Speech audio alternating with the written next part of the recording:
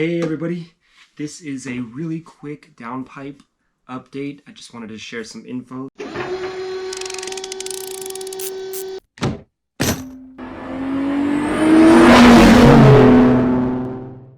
I am swapping my downpipes back in for 2023. You probably know why. I had a couple things I wanted to mention. I did finally get a chance to drive with the inlets in without the downpipes in. I tuned back to stage 1 plus on MHD and the car feels slow. It is not as fun.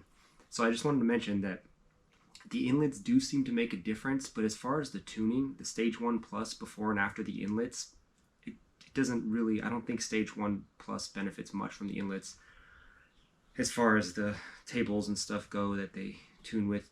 The inlets did boost it a little bit. It's hard to tell again, and I don't have hard numbers, but it does feel a little bit better with the inlets. That being said, the inlets paired with the downpipes made a significant difference. So definitely do the inlets and the downpipes at the same time because it's just that big of a difference. The first time I put the downpipes and the inlets in, I drove on stage 1 plus, felt a huge difference compared to the original, just to test it. Then I tuned it to stage 2. Stage 2 I drove around with for quite a while, and then eventually I did stage 2 plus, which really, kicked it into gear. That felt nice. So I think I was doing version 9 maps at the time. I also tried version 7, if that's relevant to anybody. But point being, downpipes really match well with the inlets as far as power. Sure, the tune is part of it, of course, and probably even more significant. Of course, it's taking advantage of all the flow. But it really did make a difference swapping back to stage 1 from stage 2 in any of them with the downpipes out.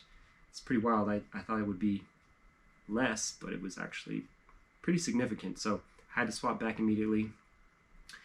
Stage 1 plus draws out higher timing and pushes your car harder than stage 2 does, and stage 2 plus again does the same thing. So stage 1 and stage 2 are kind of hand in hand, and stage 1 plus and stage 2 plus are kind of hand in hand, except they push higher PSI. I don't know the specifics, of course. There's a lot more to it than that, but that's what I'm gathering. So anyhow, I just wanted to give that update. A couple of other little things. Upon pulling the downpipes out again and pulling the stock ones out and putting the aftermarket ones back in just really fast, I found it easiest this time to pop out both of the O2 sensors upstream first. Just pull them both out, loosen both 13mm bolts in the V-clamps, and because of the hanger, which makes it the most difficult part of the removal of the stock ones, just loosen all 4 bolts for the downpipes downstream, and this makes getting off the downstream O2 sensors a little more difficult, but it's significantly easier to get the hanger off.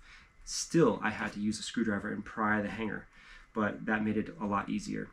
And then, just notate where the V-band is, bolt the old ones up, boom, you don't need the hanger again for your aftermarket DPs, and you're good to go. Other than that, just wanted to give a quick update and a little bit of info, and hope everybody is doing well. All right, thanks for watching. Take care. Oh, and subscribe.